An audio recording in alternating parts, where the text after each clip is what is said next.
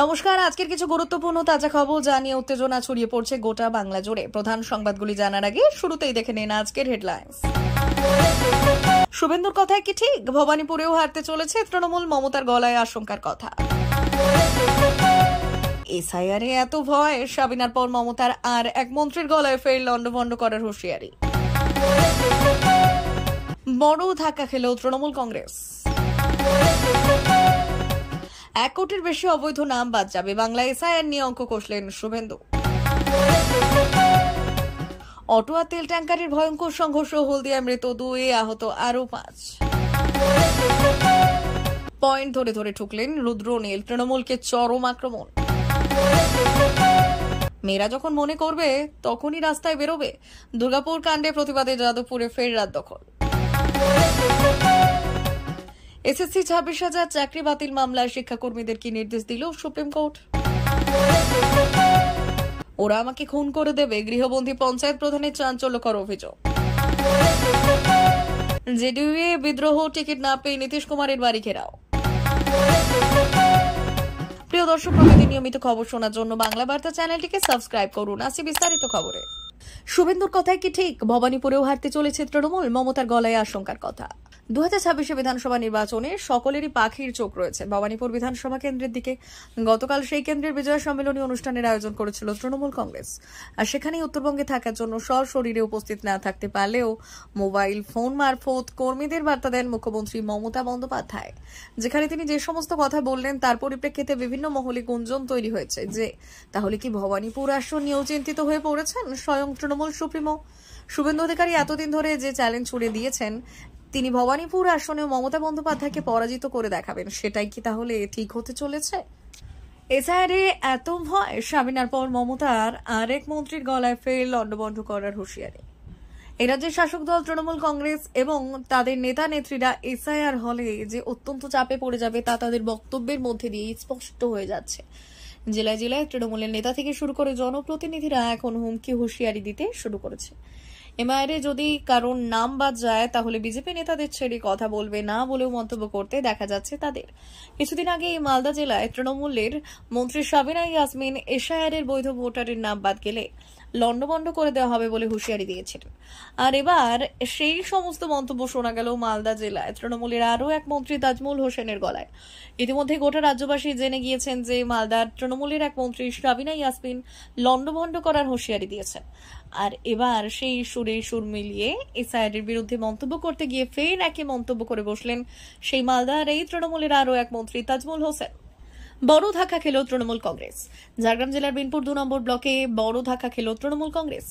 বেলপাহাড়ি অঞ্চলে প্রায় 900 জন কর্মীর সমর্থক একযোগে পদত্যাগ করলেন। পদত্যাগকারীরা জানিয়েছেন যে আপাতত তারা কোনো রাজনৈতিক দলে যাচ্ছেন না।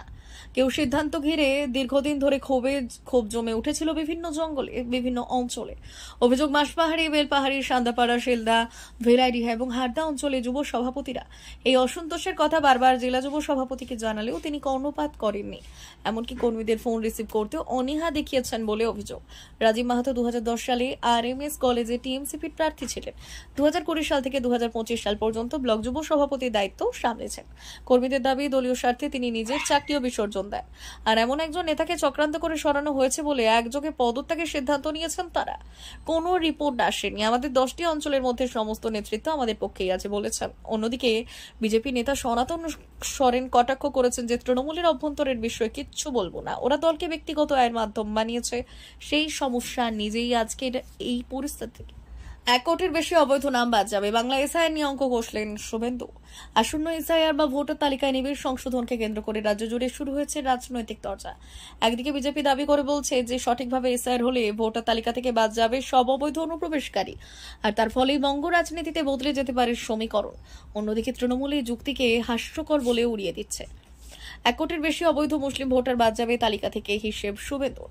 বিরোধী দলনেতা শুভেন্দু অধিকারী বলেছেন, যদি বাংলায় এসআইআর সঠিকভাবে হয় তাহলে গত 10 থেকে 12 বছরে বাংলাদেশ থেকে যে অনুপ্রবেশ ঘটেছে তাতে অন্তত 1 কোটিরও বেশি অবৈধ মুসলিম ভোটার তালিকা থেকে বাদ যাবে। তার বক্তব্য, পশ্চিমবঙ্গে বিএলওরা অনেক সময় ঠিকমতো কাজ করতে পারেন না, যার ফলে কিছুটা বাধা আসতে পারে, তবুও বিজেপি লড়বে আর সেই লড়াইয়ে বিজেপি এগিয়ে থাকবে বলে আশাবাদী শুভেন্দু। 2021 সালে বিধানসভা ভোটে তৃণমূল পেয়েছে 298 আসনের মধ্যে 200 13টি, ভোট শতাংশ ছিল প্রায় 48। অপরদিকে বিজেপি পেয়েছিল 77 আসন, ভোট 37%।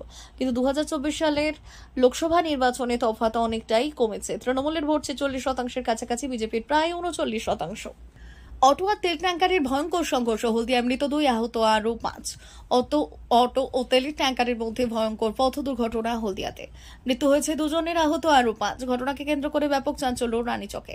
স্থানীয় সূত্রে খবর, রানীচক ফ্লাইওভার থেকে একটি গ্যাস ট্যাঙ্কার নামছিল, আর এই সময় দুর্গাচক থেকে হলদিয়া টাউনশিপের দিকে যাচ্ছিল একটি যাত্রীবাহী অটো। সেই অটোকেই সরাসরি ধাক্কা মারে তেলের ট্যাঙ্কারটি। অটোতে থাকা 7 জন যাত্রী গুরুতরভাবে জখম হন। এলাকার বাসিন্দারাই প্রথমে উদ্ধার কাজে হাত লাগান, পরবর্তীতে ঘটনাস্থলে আসে পুলিশ। 7 জনকে উদ্ধার করে হাসপাতালে নিয়ে যাওয়া হয়। 2 জনের মৃত্যু হয় বলে জানান চিকিৎসকরা। অন্যদিকে 1 জনের অবস্থার অবনতি হওয়ায় তাকে কলকাতায় পাঠানো হয়। একই সঙ্গে 3 জনের অবস্থা আশঙ্কাজনক হওয়ায় তাদের তাম্রলিপ্ত মেডিকেল কলেজে স্থানান্তরিত করা হয়। এক যাত্রীকে যদিও প্রাথমিক চিকিৎসার পর ছেড়ে দেওয়া হয়। অন্যদিকে ইতিমধ্যে ঘাতক তেলের ট্যাঙ্কার ও তার চালককে গ্রেপ্তার করে আটক করেছে হলদিয়া থানার পুলিশ। উদ্ধার করা হয়েছে অটোটিকেও। একদিন আগে এই ভয়ঙ্কর পথ দুর্ঘটনার ছবি দেখা যায়, আর একদিন আগের পর এই মুর্শিদাবাদের হরিহরপাড়াতেও একটি যাত্রীবাহী বাস এবং 207 গাড়ির মুখোমুখি সংঘর্ষ হয় এবং হাত কেটে পড়ে যায়। ঘটনাটি ঘটে হরিহরপাড়ার ট্যাংরামারি মাঠ সংলগ্ন এলাকায়। ঘটনার জেরে ব্যাপক উত্তেজনা ছড়ায় এলাকায়। স্থানীয় বাসিন্দারাই প্রথমে উদ্ধার কাজে হাত লাগায় এবং কিছুক্ষণের জন্য অবরুদ্ধ হয়ে যায় বহরমপুর আমতলা রাজ্য সড়ক। অন্যদিকে গুরুতরভাবে জখম হন আরও এক যাত্রী। পয়েন্ট ধরে ধরে ঠুকলেন রুদ্রনীল, তৃণমূলকে চরম আক্রমণ। তৃণমূল সরকারের বিরুদ্ধে প্রাতিষ্ঠানিক অত্যাচারের অভিযোগ তুলে আজ রাজপথে নামছে বিজেপি। কলেজ স্কোয়ার থেকে ডরিনা ক্রসিং পর্যন্ত হবে দলের প্রতিবাদ মিছিল।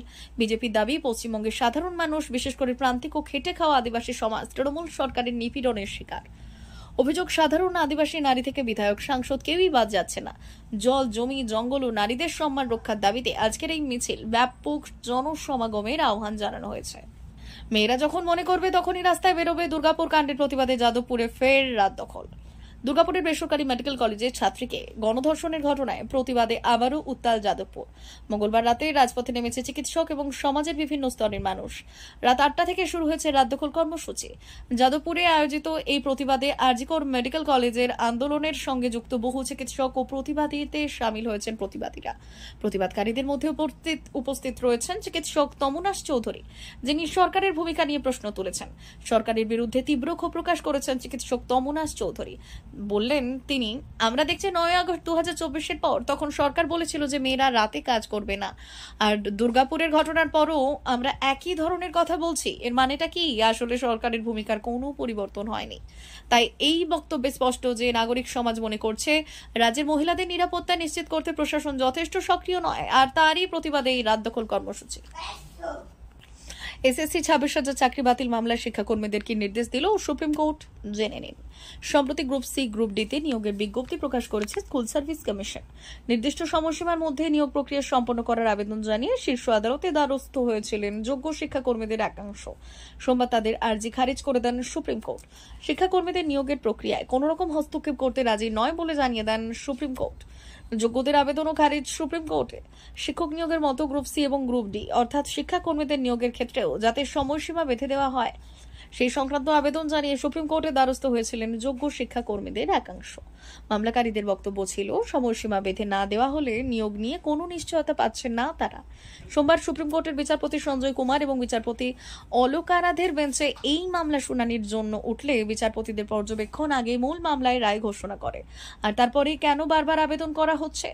বিরক্ত হয়ে সুপ্রিম কোর্ট বলে, কোনো অতিরিক্ত মামলার আবেদন শোনা হবে না। আমরা পুরো প্যানেলই বাতিল করে দিয়েছি। বারবার এই বিষয় নিয়ে, একই বিষয় নিয়ে কেন আদালতে মামলা হচ্ছে? মামলাকারীদের কথায় শিক্ষক নিয়োগের বিজ্ঞপ্তি দেওয়া হয়েছে, কিন্তু শিক্ষাকর্মী নিয়োগের বিজ্ঞপ্তি দিতে দেরি করেছে। পাশাপাশি নিয়োগ অনিশ্চিত বলে উল্লেখ করা হয়। ওরা আমাকে খুন করে দেবে, গৃহবন্দী পঞ্চায়েত প্রধানের চাঞ্চল্যকর অভিযোগ। মালদার কালিয়াচকের রথবাড়ি গ্রাম পঞ্চায়েত প্রধান শামসুন নেহার খুন হওয়ার আশঙ্কায় গৃহবন্দী। কংগ্রেস থেকে তৃণমূলে আসা দলের একাংশের বিরুদ্ধে ষড়যন্ত্র এবং কাটমানি চাওয়ার অভিযোগ তার। প্রতিবাদ করায় প্রধানের স্বামী নাসির আহমেদ আক্রান্ত হয়ে হাসপাতালে ভর্তি। প্রধান জানান, নিরাপত্তা চেয়ে পুলিশের দ্বারস্থ হলেও এখনো মেলেনি সাহায্য। জেডিইউ এ বিদ্রোহ, টিকিট না পেয়ে নীতিশ কুমারের বাড়ি ঘেরাও। বিহারের আসন্ন নির্বাচনে আসন্ন বন্টন নিয়ে রাজনৈতিক উত্তেজনা তুঙ্গে। এনডিএতে টিকিট পাওয়া না যাওয়ায় জনতা দল ইউনাইটেডের বিক্ষুব্ধ নেতা সমর্থকরা মুখ্যমন্ত্রী নীতিশ কুমারের বাসভবন ঘিরে তুমুল বিক্ষোভ দেখিয়েছেন। আর এই পরিস্থিতিতে পুলিশ এসে পরিস্থিতি নিয়ন্ত্রণে আনে।